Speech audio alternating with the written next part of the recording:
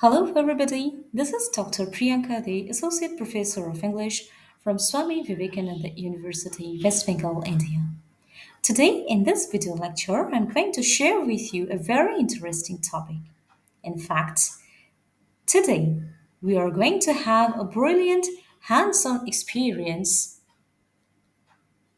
even in online mode.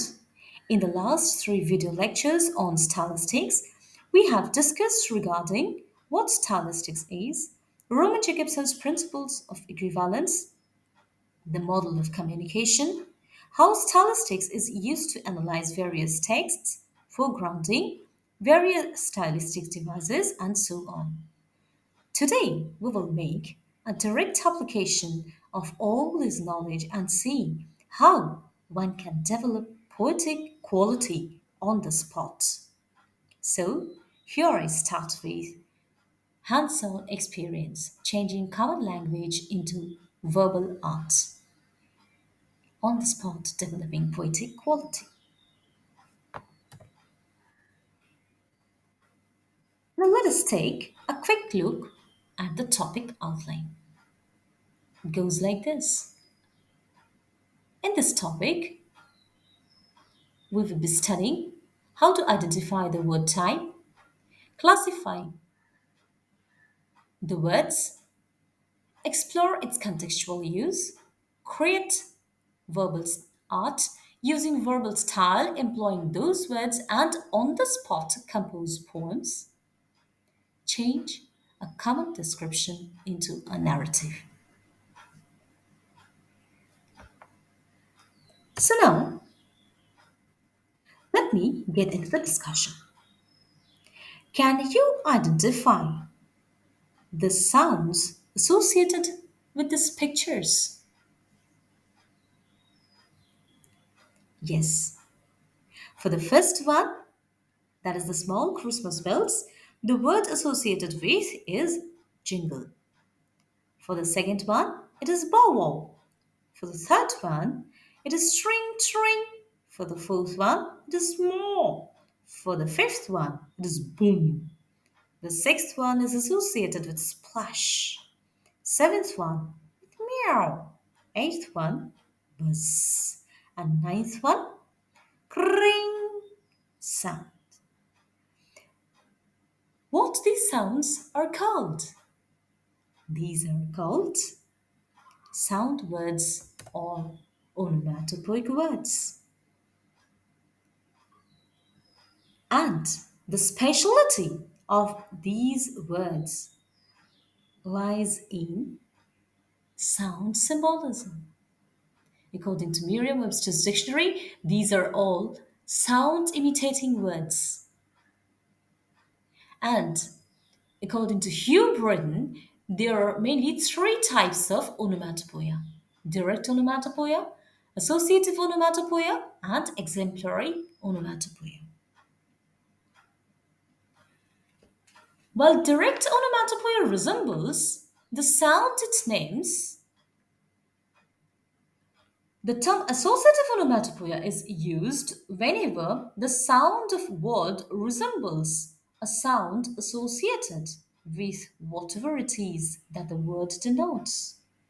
And exemplary onomatopoeia is defined on the basis of the amount and character of the physical work used by a speaker in uttering a word. For example, nimble, mumble, dot, etc. These different types of onomatopoeic words are found in almost all domains, as we see in this brief list. And now, using these onomatopoeic words that we are finding in this list, we are going to weave something very, very different, something very, very new. So, let's try. Here, we find the sentences with blanks. Our task is to fill these blanks with the onomatopoeic words.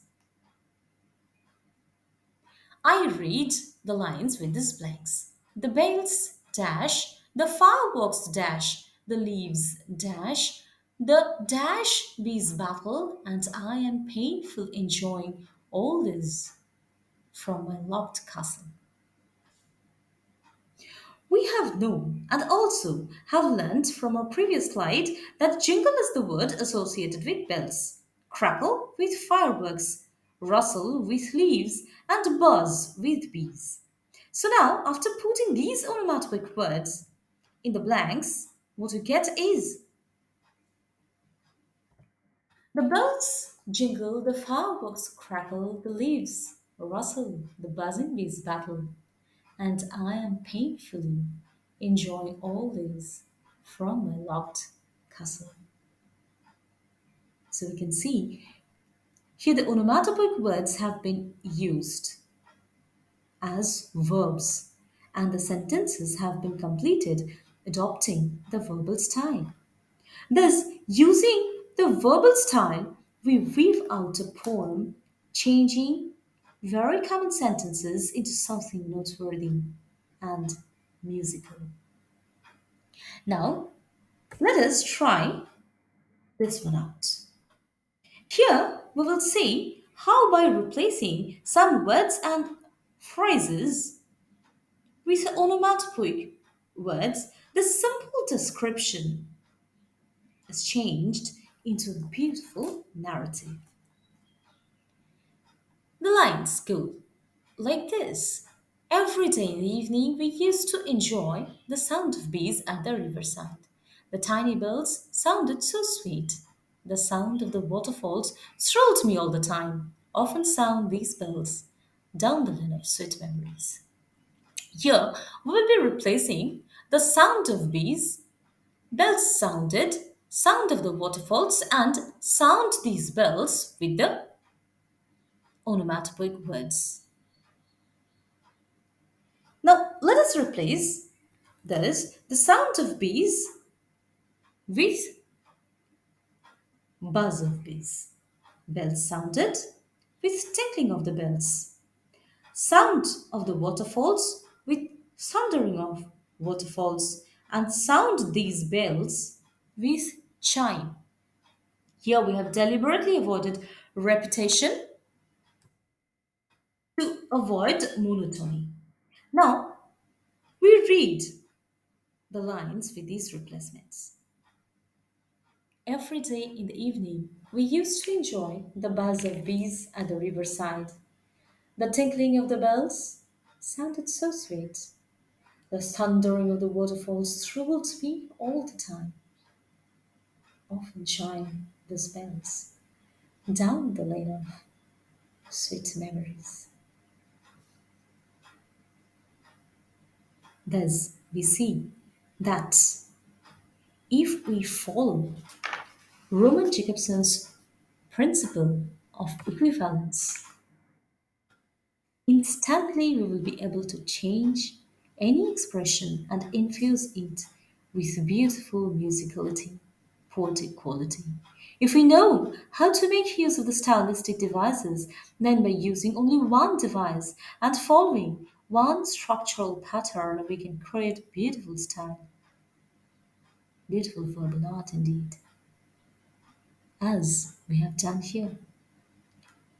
Just by employing one phonological device, one phonological feature that is onomatopoeia, onomatopoeic words. In these few minutes, we have opened out a poem and also a beautiful narrative that makes us all so very nostalgic.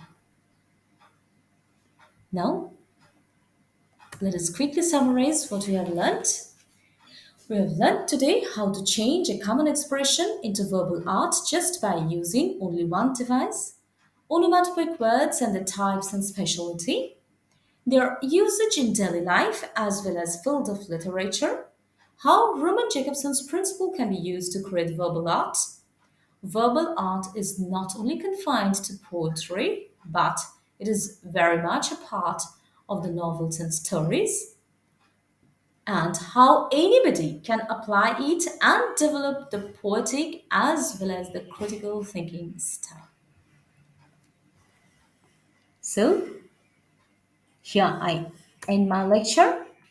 Hope you all have benefited from it. Thank you for being so patient listeners.